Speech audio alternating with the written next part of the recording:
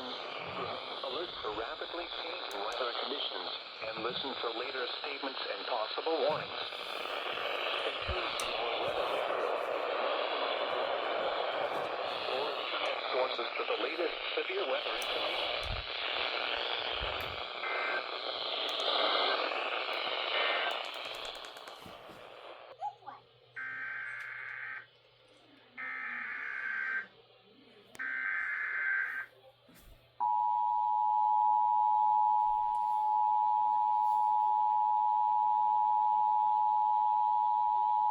The National Weather Service has issued Severe Thunderstorm Watch number 352, effective until 10 p.m. Central Daylight Time.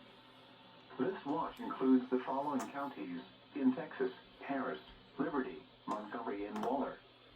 Remember, a severe thunderstorm watch means the conditions are favorable for the development of severe weather, including large hail and damaging winds in and close to the watch area.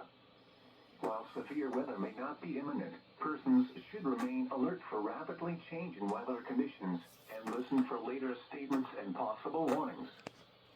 Stay tuned to our weather radio, commercial radio and television outlets, or internet sources for the latest severe weather information.